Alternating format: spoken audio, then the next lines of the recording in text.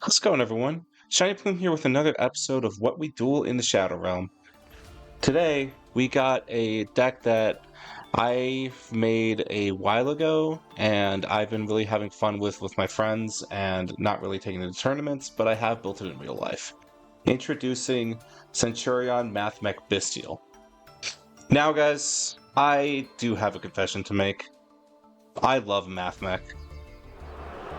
Yes, I know. Alright, calm down. I get it. Cyberse decks get a really bad reputation because Cyberse decks in Yu-Gi-Oh! Are notorious for really long, frustrating link spam combos that many people will turn to as the main culprit for a lot of Yu-Gi-Oh's problems these days. I get it. I think it's frustrating too. That's why I did not enjoy Malice despite loving the theme of Malice, because honestly, I'm a really big fan of Alice in Wonderland. No, not that one. That one. Yeah.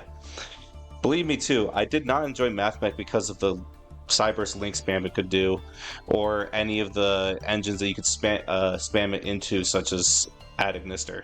No, I liked Mathmech for its intended purpose.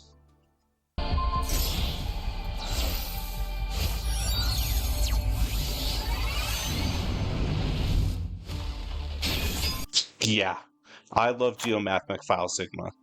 Maybe it has to do with the fact that it allows for a different flavor of Cyberse deck, focusing more on the synchros and XCs. We'll get to that.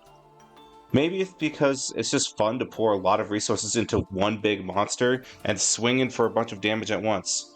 Maybe it has to do with the fact that I'm a huge math nerd and all the names of being mathematical concepts and named after mathematicians. I'll bet most Yu-Gi-Oh players don't even know what a Nabla is or who Laplace is.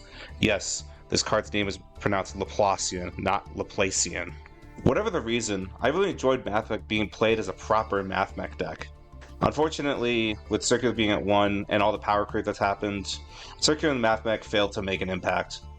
However, I did not want to give up on it. Instead, I wanted to make a deck to celebrate my love of Final Sigma, and luckily, there was another archetype that loves to Synchro Summon level 12s, no less, and also can be used to make Mathmech XCs thanks to most of them being level 4. And thus I present Mathmech Centur-Ion Bystial. This deck aims to utilize the Centur-Ion and Mathmech monsters to make the Mathmech rank 4s, get super factorial, and then after that just go right back to playing Centur-Ion and make big synchros. It's a fairly straightforward deck, so I'll get to the discussion in the replays.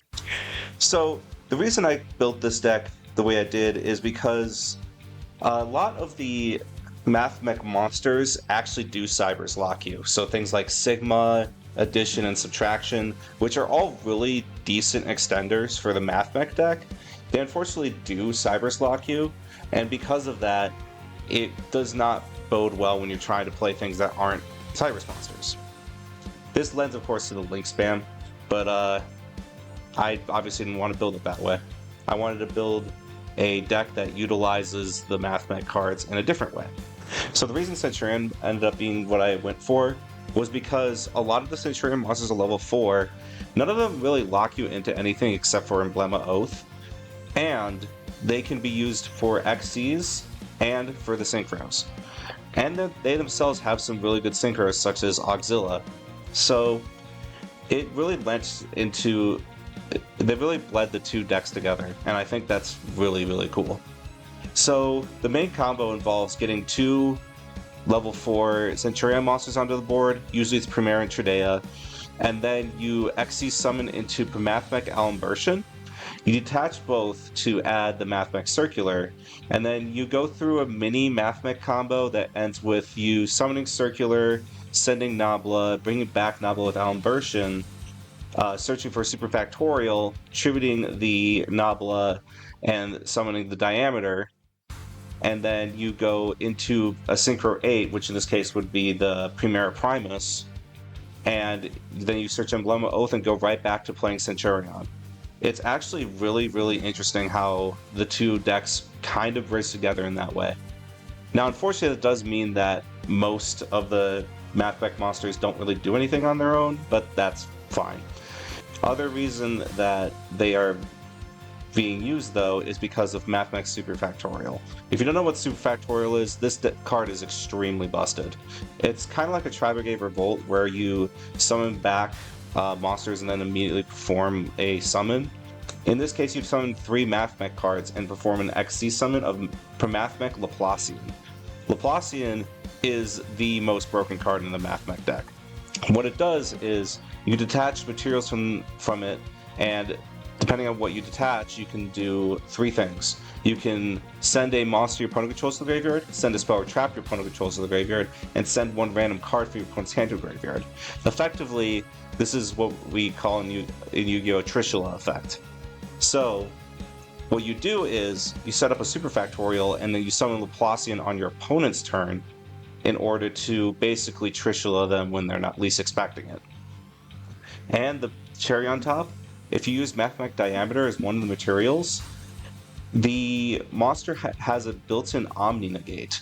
So if you use Diameter as material, if your opponent activates a card effect, you can negate that effect. It's ridiculous. So Super Factorial ends up being one of the best interruptions for this deck, and honestly is like most of the reason that you'd play the Mathmechs these days anyway, was to set up the Super Factorial. It's still a really powerful card. You can argue that it's win more, but as you could probably see in some of the replays, it's the reason that a lot of my opponents surrender. So that's the main reason for the Mathmech engine.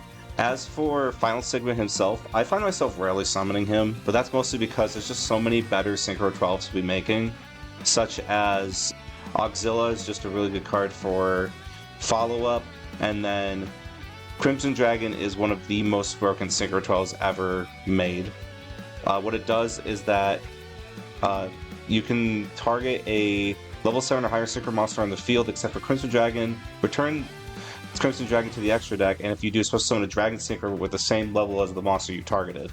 So, most of the time in this deck, since you're summoning Synchro 12s, you can target one of the Synchro 12s you made with Crimson Dragon, and then summon, say, Cosmic Blazar Dragon for an Omni Negate, or you can bring out the Snake Eyes Vengeance Dragon to put opponent's monster in the back row, or you could bring out one of my personal favorite synchros, Red Supernova Dragon. This card is just so fun to play. I love this card. As for the Bystials, Bystials are mostly there because of, the fairly standard supplementing engine in a Centur-Ion deck. Because Centur-Ion is a very small engine on its own, you need another engine that's just really good. Bystials usually fit this build because Bystial Rebellion is a level 8 that makes Synchro 12s easier, and a lot of Bystials are level 6, so you can play a couple of really good Synchro 10s. Those being Bystial Dissipator and Chaos Angel. Those are like the 2 best ones in this deck, and they lend to so many combos. One of the really interesting things about Centurion in general is the toolbox of an extra deck. You really realistically can play whatever you want. You can play as many synchros as you want, you can play XZs, you can play links. That being said, there's only a couple other synchros in the deck, those being Cyframe Omega. This card's just really generically good, and Enigmatic Master Packbit. Packbit is a really interesting card. It is a Cyber synchro, which does lend to the Cyber's theme of the Mathmechs. If it's Synchro Summoned or sent to graveyard, you can target a monster in your graveyard or one face-up monster your opponent controls, and discard a card, and if you do, place the monster that you targeted in the spell trap zone as a face-up continuous trap. So, this card actually can technically be used to bring back some of your Centurion monsters since they become continuous traps, but also you can use it as a pseudo removal spell for one of your opponent's monsters. You guys, Editor Plume here. I actually ran out of things to say here, but I really wanted to show off this Super Quant duel that I was a part of. I ended up losing this one hardcore, but it was really cool to watch Super Quant play. I didn't realize the new support was actually pretty decent, especially since now that if you can make Great Magnus, you can have it swing 3 times. That's really funny. Yeah, I think that it's just really cool to see all the unique decks on this series that I play against too.